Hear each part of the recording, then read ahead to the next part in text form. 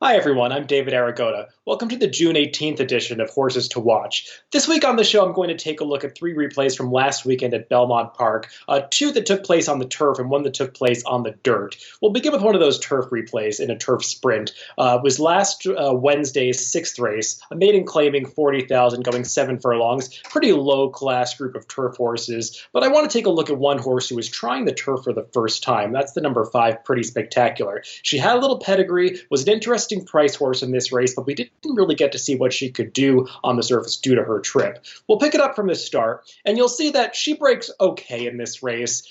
She's between horses and just gets squeezed back a little bit at the start. Nothing serious.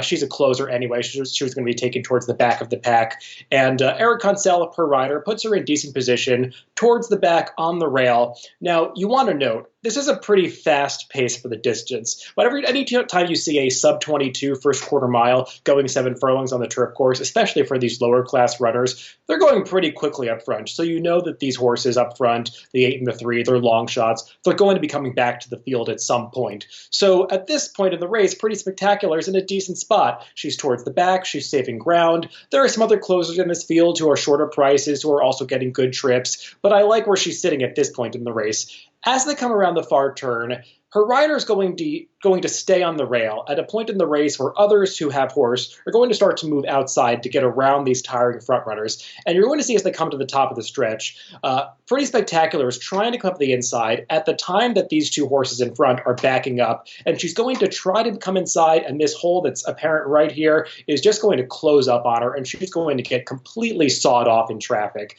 And she's just having to take up. She's losing all the momentum she had built up. And at this point, her race is basically over. She's going to pass some tired horses at the very end, but she's never a threat after such significant trouble at that point in the race. This filly, we don't really know how good she is on the turf because she really didn't get to do any running in the stretch of this race, but it seemed to me like she was handling the turf up until that point when we saw her have trouble, so I'd want to give her another shot. That was a weak race for the level. We've seen a number of these weaker $40,000 maiden claiming races run at the Belmont meet, and I think if we find a race of similar quality next time and she's in it, she's a horse that I would give another shot to. Sticking with the maidens, we'll move on to Friday's card at Belmont in the 5th race, where we saw some 2-year-olds in action in the 5th race, just going 5 furlongs on the dirt. This one goes off pretty quickly, but I want to discuss a horse, number 4, making his first start. This was a field of all first-time starters. This horse is going out for John Kimmel, ridden by Joel Rosario. He had worked well at the Fasig-Tipton sale. I think he had worked in 10-1 or something like that, showed some quickness. He had some quick drills coming into this race. There were a couple of horses who took money in this race, one for Steve Asmussen, one for Jeremiah Engelhart. This horse was the 3rd choice, also took a little bit of money.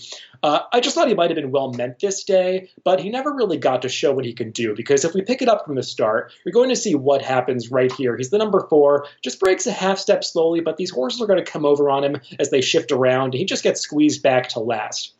Now, as you watch the fractions go up, this is an unusual 2-year-old sprint race because they're going very slowly up front. And you see the number 4 Yankee Empire trying to show that speed that would be typical of 2-year-olds in this situation, but he just gets in this pocket behind these two horses who are setting a relatively slow pace up front. You're going to see the first quarter go up in 23 seconds. That's extremely slow for a 2-year-old, 23-1 actually. That's extremely slow for a 2-year-old dirt sprint. And you see Yankee Empire just turning his head to the side. He's not comfortable rating in behind these horses. Joel Rosario is trying to do the right thing by getting the clear path on the inside, but that hole closes up. He's got to come around that horse. And the top two, the horse that was in front took charge, and the horse that had taken all the money, 3 Technique, they got relatively good trips because they had settled in the early going, whereas Yankee Empire had not. So they're able to finish off the race. Yankee Empire just expended too much energy trying to fight his rider in the early going. They came home really fast in this race. The final 1/8 of a mile went in 11 1/5 seconds, so I'm not going to really fault Yankee Empire for not going with the top 2 at the end of this race. This is a horse that would probably want to show a lot more speed next time out, assuming he breaks cleanly, and I think we didn't see anywhere near the best that he has to offer in this debut last Friday, so he's one to look forward to next time out, possibly even at Saratoga, depending on when he runs back.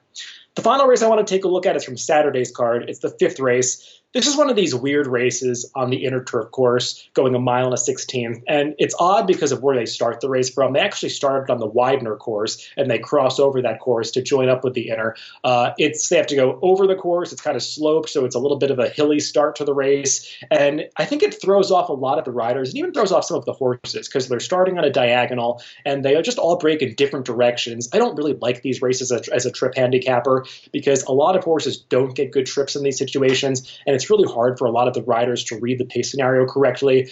And one horse who really gets caught in that trap is the number 3 Hills Pond in this 5th race on Saturday. We'll pick it up from the start, and you're just going to see what happens to this horse. It's really perplexing. He's in the pink silks there. He actually breaks on the lead towards the front end, and he's a horse that wants to be forwardly placed. He's a front runner / stalker type. I don't know what's going on here. His rider is acting as if the pace is fast and he wants to wrangle this horse back off the pace. He's under this hammerlock hold by Arad Ortiz as he's trying to get him further back in the pack. The horse is clearly resenting that restraint. I don't know what's happening here. He's just fighting the rider. Irad Ortiz seemingly wants him all the way back in last for some unknown reason. Maybe the horse, I don't know if there was an equipment issue. It seems as if that might have been the case. I don't know. Typically, you don't see incidents like that at the start unless a horse is getting bothered by another horse. And watching even the head-on, I couldn't see any of that happening. At this point in the race, Hills Pond is where you don't want to be. He's towards the back of the pack, while there's a horse up front who is setting pedestrian fractions. They're leaving this horse alone, War Treaty, who's the eventual winner of the race. He went 25 and change for the opening quarter, 50 and change for the half. Now, sometimes you see slower fractions when they go from that odd position in the mile and the 16th races on the inner, but these are still unusually slow fractions for the distance. Looking in Timeform USPPs, a lot of these fractions are color-coded blue, indicating a fast pace. Now, Hills Pond is briefly going to advance up into contention here, but he had already expended way too much energy fighting the rider at the start of the race, so he's just going to basically be eased to the wire. This horse finishes last. He does no running from the quarter pole home. But how much does that really matter? Because you almost never see horses overcome the kind of I don't even know what to call it. He was just sort of fighting his rider in the opening portion of the race, and it's really hard to have any run left after you're expending energy doing that at the start of a race. Hills Pond coming into this race wasn't an impossible proposition. He was making his second start off the layoff. He had run decently in his first start off the layoff in the Mid-Atlantic region prior to this. He had run competitively on the NYRA circuit last year.